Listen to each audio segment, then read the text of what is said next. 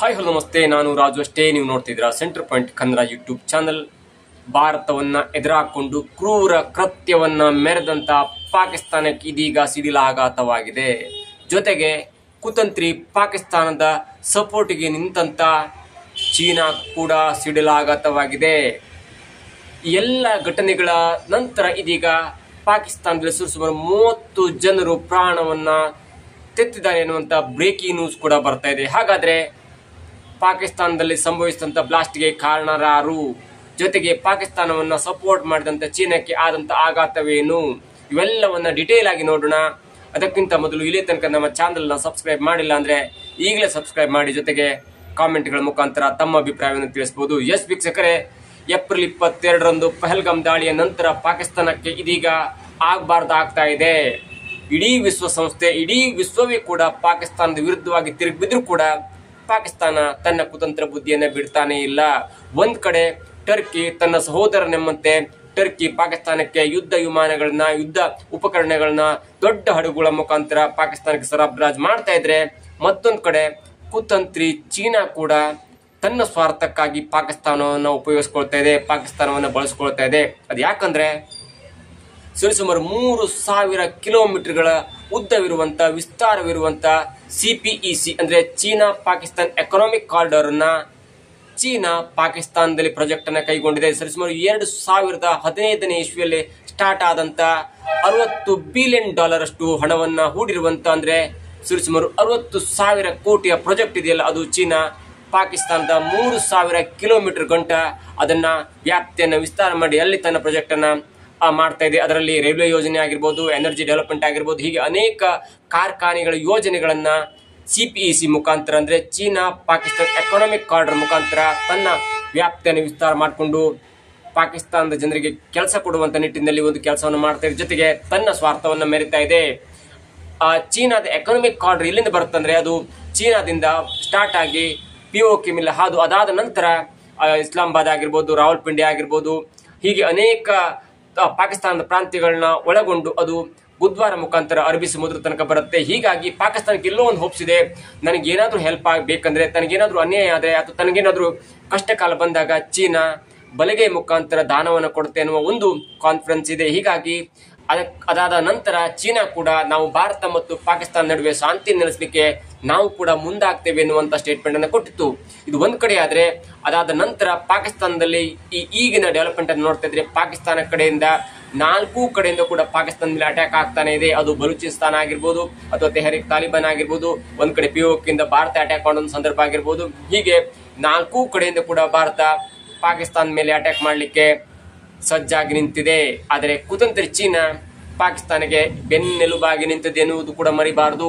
ಇವೆಲ್ಲದರ ನಡುವೆ ಇದೀಗ ಪಾಕಿಸ್ತಾನ್ ಮತ್ತು ಚೀನಾ ಈ ಎಕನಾಮಿಕ್ ಕಾರಿಡಾರ್ ರೋಡ್ ನಲ್ಲಿ ಆಗ್ತಾ ಇರುವಂತ ಡೆವಲಪ್ಮೆಂಟ್ಗೆ ಬರ್ತಾ ಇದ್ದಂತ ಒಂದು ವೆಹಿಕಲ್ ಅನ್ನ, ಚೀನಾದ ವೆಹಿಕಲ್ ಪಾಕಿಸ್ತಾನಕ್ಕೆ ಬರ್ತಾ ಇತ್ತು. ಆ ವೆಹಿಕಲ್ ಅನ್ನ ಗುರಿಯಾಗಿಟ್ಟುಕೊಂಡು ಒಂದು ಬ್ಲಾಸ್ಟ್ ನಡೆದಿದೆ. ಆ ಬ್ಲಾಸ್ಟ್ ನ ಹೊಣೆಯನ್ನು ಕೂಡ ಇಲ್ಲಿ ತನಕ ಯಾರು ಹೊತ್ತಿಲ್ಲ. ನೋಡಿ, ಒಂದ್ ಕಡೆ ಟರ್ಕಿ ದೇಶ ಪಾಕಿಸ್ತಾನಕ್ಕೆ ಹೆಲ್ಪ್ ಮಾಡೋ ದೃಷ್ಟಿಯಿಂದ ದೊಡ್ಡ ಹಡಗನ್ನ ಕಳಿಸ್ಬಿಡ್ತು, ಯುದ್ಧ ನೌಕೆಯನ್ನು ಕಳಿಸ್ಬಿಡ್ತು ಪಾಕಿಸ್ತಾನಕ್ಕೆ. ಅದಾದ ನಂತರ ಚೀನಾ ಕೂಡ ತನ್ನ ವೆಹಿಕಲ್ಗಳ ಮುಖಾಂತರ, ತನ್ನ ಯುದ್ಧ ವಿಮಾನಗಳ ಮುಖಾಂತರ, ತನ್ನ ಹಡಗುಗಳ ಮುಖಾಂತರ ಪಾಕಿಸ್ತಾನಕ್ಕೆ ಯುದ್ಧ ಸಲಕರಣೆಗಳನ್ನ ಸೆಲ್ಸನ್ನ ಕಳಿಸ್ತಾ ಇದೆ. ಇದನ್ನ ಮನಗಂಡಿರುವಂತ ಒಂದು ಸಂಘಟನೆ ಯಾವಾಗ ಚೀನಾ ಪಾಕಿಸ್ತಾನಕ್ಕೆ ಹೆಲ್ಪ್ ಮಾಡ್ಲಿಕ್ಕೆ ಶುರು ಮಾಡ್ತಲ್ಲ, ಆ ವೆಹಿಕಲ್ ಅನ್ನು ಗುರಿಯಾಗಿಟ್ಕೊಂಡು ಬ್ಲಾಸ್ಟ್ ಮಾಡಿ ಅಲ್ಲಿ 4-5 ವೆಹಿಕಲ್ ಅನ್ನ CPEC ರೋಡ್ ನಲ್ಲಿ, ಅಂದ್ರೆ China Pakistan economic corridor road ನಲ್ಲಿ ಒಂದು ಬ್ಲಾಸ್ಟ್ ಮಾಡಿದೆ. ಆದ್ರೆ ಆ ಬ್ಲಾಸ್ಟ್ ನ ಹೊಣೆಯನ್ನ ಯಾರು ಕೂಡ ಇಲ್ಲೇ ತನಕ ಹೊತ್ತಿಲ್ಲ. ಒಂದು ಮೂಲದ ಪ್ರಕಾರ ಅದರ ಹೊಣೆಯನ್ನು ಕೂಡ ಬಲೂಚಿಸ್ತಾನ್ ಲಿಬರಲ್ ಆರ್ಮಿ ಹೊತ್ತಿದೆ ಅನ್ನುವಂತ ಮಾಹಿತಿ ಕೂಡ ಸಿಗ್ತಾ ಇದೆ. ಹಾಗಾಗಿ ಒಂದ್ ಕಡೆಯಿಂದ ಬಲೂಚಿಸ್ತಾನ್ ಲಿಬರಲ್ ಆರ್ಮಿ ಪಾಕಿಸ್ತಾನವನ್ನ ಬಗ್ಗು ಬಡಿಲೇಬೇಕೆನ್ನುವ ಒಂದು ಹಠವನ್ನ ತೊಟ್ಟುಕೊಂಡು ಬಲೂಚ್ ಸ್ವತಂತ್ರ ಆಗ್ಬೇಕು ಎನ್ನುವ ಒಂದು ಪಣವನ್ನ ತೊಟ್ಟಿದೆ. ಅದಾದ ನಂತರ ತೆಹರಿಕ್ ತಾಲಿಬಾನ್ ಪಡೆ ಕೂಡ, ಅದು ಕೂಡ ಒಂದು ಪಾಕಿಸ್ತಾನದ ಪ್ರಾಂತ್ಯವಾಗಿರುತ್ತೆ. ಅದು ಕೂಡ ತನ್ನ ಸ್ವಾತಂತ್ರ್ಯಕ್ಕಾಗಿ, ತನಗೆ ಸ್ವಾತಂತ್ರ್ಯ ಬೇಕು, ಪಾಕಿಸ್ತಾನದಲ್ಲಿ ಇರ್ಲಿಕ್ಕೆ ಮನಸ್ಸಿಲ್ಲ ಎನ್ನುವ ದೃಷ್ಟಿಯಿಂದ ಅದು ಕೂಡ ಪಾಕಿಸ್ತಾನದ ಸೈನ್ಯದ ಮೇಲೆ ಮುಗಿಬೀಳ್ತಾ ಇದೆ. ಈ ಕಡೆಯಿಂದ ಬಲೂಚಿಸ್ತಾನ್ ಲಿಬರಲ್ ಆರ್ಮಿ ಪಾಕಿಸ್ತಾನದ ಮೇಲೆ ದಾಳಿಯನ್ನು ಮಾಡ್ತಾ ಇದ್ರೆ, ಮತ್ತೊಂದು ಕಡೆ ತೆಹರಿಕ್ ತಾಲಿಬಾನ್ ಕೂಡ ಅಲ್ಲಿ ಇರುವಂತ ಖೈಬರ್ ಪ್ರಾಂತ್ಯದ 3 ಜಿಲ್ಲೆಗಳನ್ನು ವಶಪಡಿಸಿಕೊಳ್ಳುವ ನಿಟ್ಟಿನಲ್ಲಿ ತನ್ನ ಆರ್ಮಿಯನ್ನು ಇಟ್ಕೊಂಡು, ತನ್ನ ಉಗ್ರವಾದಿಗಳನ್ನ ಇಟ್ಕೊಂಡು ಪಾಕಿಸ್ತಾನ ಮೇಲೆ ಅಟ್ಯಾಕ್ ಮಾಡ್ತಾ ಇದೆ. ಹೀಗಾಗಿ ಒಂದ್ ಕಡೆ ಬಲೂಚಿಸ್ತಾನ್ ಆರ್ಮಿ ಲಿಬರಲ್ ಆರ್ಮಿ ಕೂಡ ಪಾಕಿಸ್ತಾನ ಸೇನಾ ವೆಹಿಕಲ್ ಮೇಲೆ ದಾಳಿಯನ್ನು ಮಾಡಿ ಇವತ್ತು 7 ಜನ ಪಾಕಿಸ್ತಾನಿ ಸೈನಿಕರನ್ನ ಹೊಡೆದು ಹಾಕ್ಬಿಡ್ತು. ಜೊತೆಗೆ ಮತ್ತೊಂದು ಕಡೆ ಚೀನಾ ಕಳಿಸ್ತಾ ಇದ್ದಂತ ಈ ವೆಹಿಕಲ್ ಇದೆಯಲ್ಲ, ಪಾಕಿಸ್ತಾನಕ್ಕೆ ಕಳಿಸ್ತಾ ಇದ್ದಂತ ವೆಹಿಕಲ್ ಮುಖಾಂತರ ಪಾಕಿಸ್ತಾನಕ್ಕೆ ತನ್ನ ಯುದ್ಧ ಉಪಕರಣ ಕಳಿಸ್ತಾ ಇತ್ತು. ಅದನ್ನು ಗುರಿಯಾಗಿಟ್ಕೊಂಡು ಒಂದು ಸಂಘಟನೆ, ಅದನ್ನ ಯಾರು ಕೂಡ ಅದನ್ನ ಹೊಣೆಯನ್ನು ಹೊತ್ತಿಲ್ಲ, ಆ ಬ್ಲಾಸ್ಟ್ ನ ಹೊಣೆಯನ್ನು ಹೊಟ್ಟಿಲ್ಲ. ಆದ್ರೆ ಆ ಬ್ಲಾಸ್ಟ್ ಗೆ ಕಾರಣಕರ್ತರಾದಂತವರು ಕೂಡ ಯಾರಂತ ತಿಳಿದು ಬರ್ತಾ ಇಲ್ಲ. ಆದ್ರೆ ಒಂದು ಮೂಲದ ಪ್ರಕಾರ ಚೀನಾದ ವೆಹಿಕಲ್ ಬರ್ತಾ ಇತ್ತಲ್ಲ ಪಾಕಿಸ್ತಾನಕ್ಕೆ, ಅದು CPEC ರೋಡ್ ಮುಖಾಂತರ ಅಂದ್ರೆ ಚೀನಾ ಪಾಕಿಸ್ತಾನ ಕಾರಿಡಾರ್ ಮುಖಾಂತರ ಬರ್ತಾ ಇರುವಾಗ ಅಲ್ಲಿ ಒಂದು ದೊಡ್ಡದಾದ ಬ್ಲಾಸ್ಟ್ ಆಗುತ್ತೆ. ಅಲ್ಲಿ ಸುಮಾರು ಟೋಟಲಿ ಆಗಿ 30 ಜನರು ಸಾವನ್ನಪ್ಪಿರುವಂತಹ ಸಂಖ್ಯೆ ಕೂಡ ವ್ಯಕ್ತವಾಗಿದೆ. ಹೀಗಾಗಿ ಯಾವಾಗ ಭಾರತದ ಮೇಲೆ ಪಾಕಿಸ್ತಾನ ಕಾಲ್ ಕೆರೆದು ಬಂದು ಉಗ್ರರನ್ನ ಕಳಿಸಿ ಪಹಲ್ಗಾಮ್ ದಾಳಿ ಮಾಡ್ತಲ್ಲ, ಅದಾದ ನಂತರ ಪಾಕಿಸ್ತಾನಕ್ಕೆ ಇದೀಗ ದೊಡ್ಡದಾದಂತ ಆಘಾತ ಕೂಡ ಆಗ್ತಾ ಇದೆ. ಜೊತೆಗೆ ಪಾಕಿಸ್ತಾನಕ್ಕೆ ಯಾರೆಲ್ಲ ಸಪೋರ್ಟ್ ಮಾಡ್ತಾ ಇದಾರಲ್ಲ ಅವ್ರಿಗೂ ಕೂಡ ಇದೀಗ ತಲೆನೋವು ಆಗ್ತಾ ಇದೆ.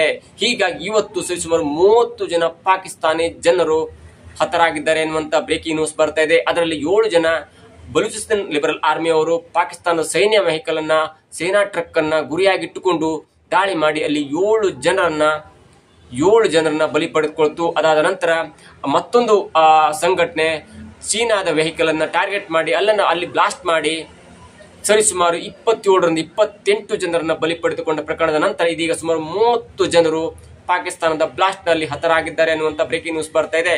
ಹೀಗಾಗಿ ಒಂದ್ ಕಡೆ 10,000ದಿಂದ 15,000 ಜನ ಪಾಕಿಸ್ತಾನದ ಸೈನಿಕರು ಯುದ್ಧಕ್ಕೆ ಹೆದರಿ ಪಾಕಿಸ್ತಾನ ಸೈನ್ಯಕ್ಕೆ ರಿಸೈನ್ ಮಾಡಿದ್ರೆ, ಮತ್ತೊಂದು ಕಡೆ ಬಲೂಚಿಸ್ತಾನ್ ಲಿಬರಲ್ ಆರ್ಮಿ ಪಾಕಿಸ್ತಾನದ ಮೇಲೆ ದಾಳಿಯನ್ನು ಮಾಡಿಕೊಂಡು ಸ್ವಾತಂತ್ರ್ಯಕ್ಕಾಗಿ ಹೋರಾಡ್ತಿದ್ರೆ, ಮತ್ತೊಂದು ಕಡೆ ತೆಹರಿಕ್ ತಾಲಿಬಾನ್ ಪಡೆ ಕೂಡ ಖೈಬರ್ ಪ್ರಾಂತ್ಯದ 3-4 ಜಿಲ್ಲೆಗಳನ್ನ ವಶಪಡಿಸಿಕೊಂಡು ಅಲ್ಲಿ ಸಾವಿರಾರು ಜನರನ್ನ ಕೈದಿಗಳನ್ನ ಮಾಡಿಕೊಂಡು ಪಾಕಿಸ್ತಾನಕ್ಕೆ ಹೊಡೆತದ ಮೇಲೆ ಹೊಡೆತ ಕೊಡ್ತಾ ಇದೆ.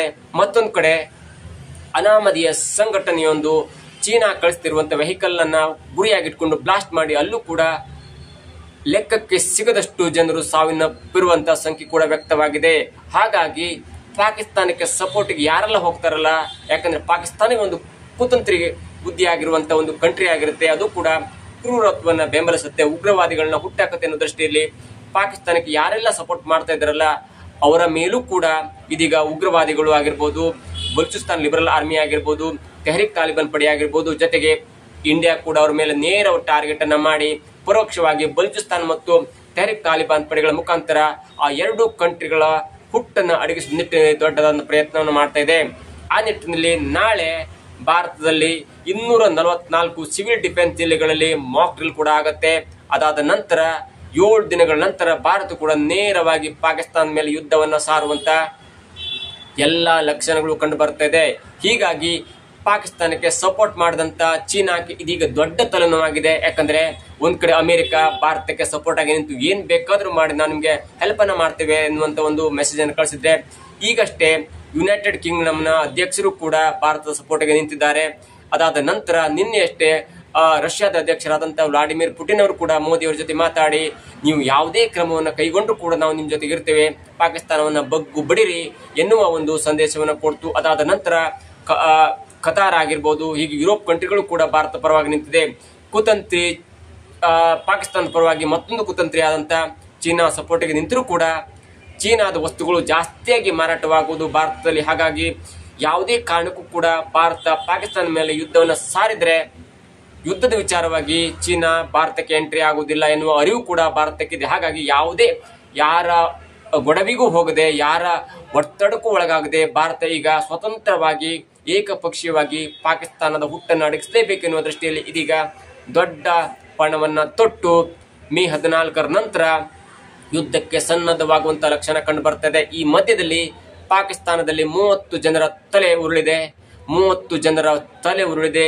ಈಗಾದ್ರೂ ಕೂಡ ಪಾಕಿಸ್ತಾನಕ್ಕೆ ಬುದ್ಧಿ ಬರಬೇಕು ಎನ್ನುವುದು ಅನೇಕರ ಅಭಿಪ್ರಾಯವಾಗಿದೆ. ಇನ್ನೂ ತನಕ ಬುದ್ಧಿ ಬರದಂತ ಪಾಕಿಸ್ತಾನ ಇನ್ನು ಮುಂದಾದ್ರೂ ಬುದ್ಧಿ ಕಲಿದಿದ್ರೆ ಪಾಕಿಸ್ತಾನ ಭೂಪಟದಲ್ಲಿ ಮರೆಯಾಗುವುದಂತೂ ನಿಶ್ಚಿತವಾಗಿದೆ. ಇದಾಗಿತ್ತು ಇವತ್ತಿನ ವಿಶೇಷ. ನೋಡ್ತಾ ಇರಿ centre point Kannada YouTube channel.